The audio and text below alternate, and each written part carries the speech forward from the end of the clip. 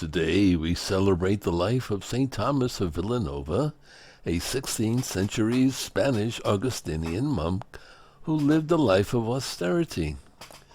He was born in 1488 in Castile in the town of Villanova de los Infantes. Thomas Garcia was raised to take after the faith and charitable works of his parents Alphonsus and Lucia. Generous and devout from an early age, he was also intellectually gifted, beginning his studies at the university at the age of 18. Within 10 years, he became a professor of philosophy at that same University of Alcalá, where he taught for 2 years. Thomas, however, chose not to continue his academic career.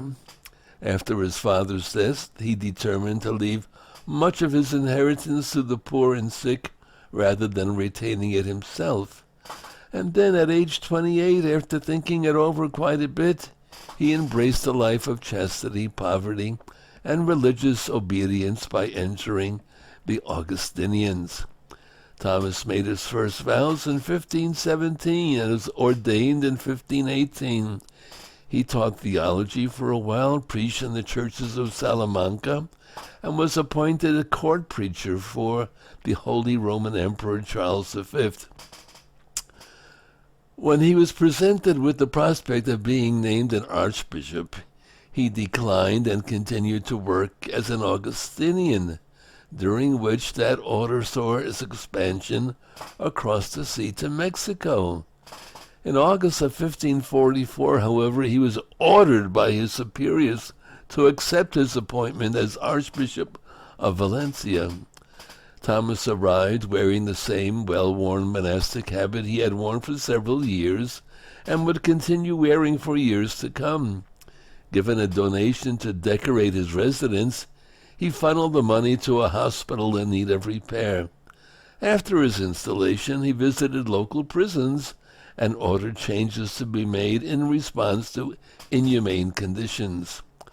While continuing his life of monastic asceticism, he worked to improve the spiritual lives of the faithful, gave special attention to the needs of the poor, feeding and sheltering them in his own residence. During the same period, he worked to promote education, restore religious orthodoxy, and reform the lifestyles of clergy and laypersons. After 11 years as archbishop, he succumbed to a heart condition at the end of Mass, held in his home in 1555. He is said to have died on the floor rather than in his bed, which he insisted on offering to a poor man who had come to his house. He was canonized by Pope Alexander VII in 1658.